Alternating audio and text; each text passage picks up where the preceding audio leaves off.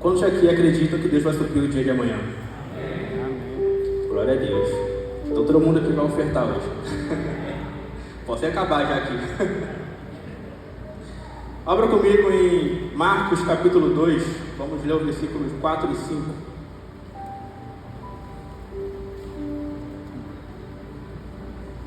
E não podendo aproximar-se dele por causa da multidão, descobriram o telhado onde estava, e fazendo um buraco, baixaram o leito em que jazia o paralítico. E Jesus, vendo a fé deles, disse ao paralítico: Filho, perdoados estão os teus pecados.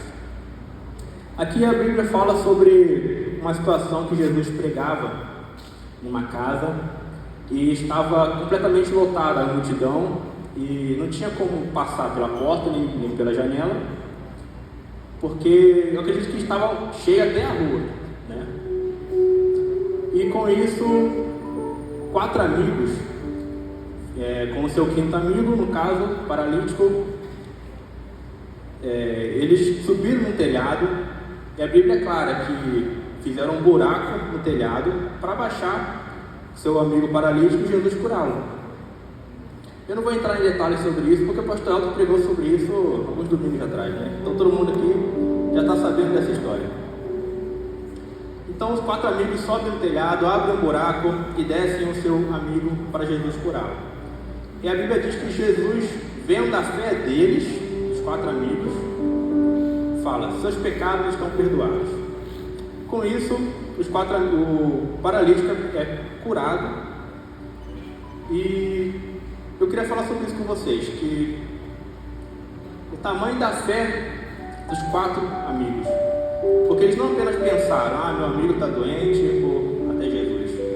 Não tiveram apenas um sentimento, eles agiram, eles foram, tiveram uma ação e foram até Jesus com o seu amigo. Eles se esforçaram e fizeram acontecer. Então todo mundo sabe que o milagre aconteceu, o paralítico foi curado e a presença de Deus se manifestou naquele lugar. Mas eu queria fazer uma pergunta para vocês que eu nunca vi alguém falar sobre isso, que é: e o buraco no telhado? Eu nunca vi ninguém falar sobre a situação do buraco. Quem que resolveu o problema? Quem que ajudou o dono da casa a consertar o buraco no telhado? Porque a Bíblia não fala sobre isso, né? E aqui é uma resposta para a nossa pergunta,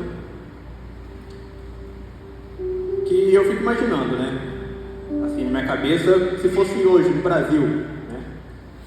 Tá lá, multidão, o cara falando: nossa, graças a Deus, um homem foi curado aqui na minha sala, né? Saiu andando com os 4 amigos, e a multidão que se dispersou foi embora também. Se fosse hoje em dia, o paralítico ia sair, pegar a maca e saiu andando, levando seus amigos para comemorar, fazer uma resenha. E o dono da casa: e o meu telhado? O que vai me ajudar aqui com o meu telhado? Acho que vai chover. E por que todo culto, toda célula precisa ter uma palavra de oferta? Porque o reino de Deus não vive só de milagres, não vive só de momentos de milagre. Ele precisa ser sustentado.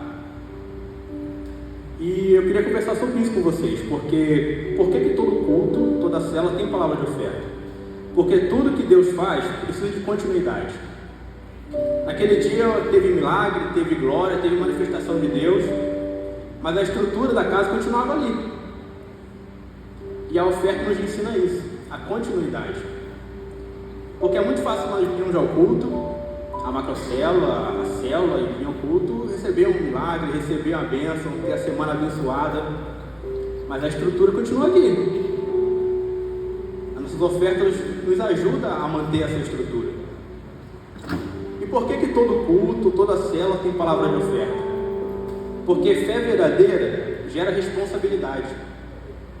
Os amigos tiveram fé para abrir um buraco no telhado, mas a maturidade espiritual vai além disso. É também cuidar, é também sustentar e é também manter. A fé que só abre o telhado, mas não sustenta a casa, ainda é imatura. Quantos homens aqui são maduros na fé para entender isso? por que todo culto, toda célula tem palavra de oferta? Porque a oferta transforma quem recebe e quem participa. Sem oferta, a pessoa vira apenas uma espectadora. Vem aqui, recebe de Deus, mas não age, não faz nada além disso. Sábado agora vamos ter um mutirão de excelência, né? Então, gostaria de convidar todo mundo aqui para estar conosco nesse mutirão, porque a oferta não é só financeira, é nosso tempo, é nossa mão de obra, é nosso cuidado, querer zelar pela casa de Cristo. Amém? E quando nós ofertamos, nós podemos dizer: eu faço parte disso.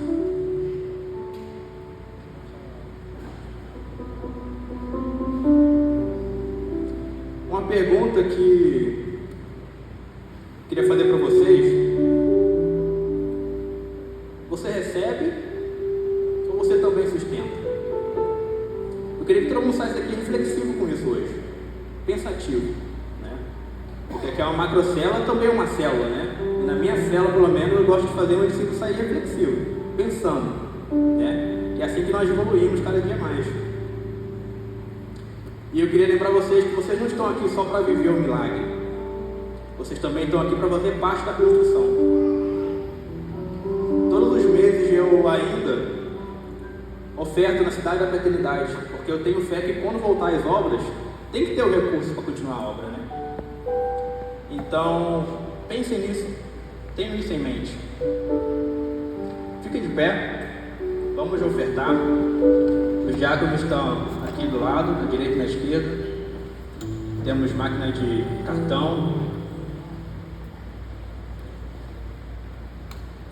E quando você for ofertar, não faça por obrigação, mas tenha em mente que, Senhor, eu não sou só alguém que entra na casa, como aquela multidão fez. Eu sou alguém que ajuda a manter a casa de pé. Porque milagre atrai multidões, mas a oferta sustenta o ambiente do milagre. Amém? Vamos orar? Deus, queremos te agradecer por essa oportunidade, Pai querido, que nós podemos ofertar a Ti com nossos louvores, nossa adoração. E agora estamos ofertando, Pai querido, para manter essa casa aberta, para manter esse lar, Pai querido, de pé. Porque nós acreditamos que pessoas lá atrás, no passado, ofertaram para que hoje nós pudéssemos estar hoje sentados aqui, aproveitando de um ambiente agradável.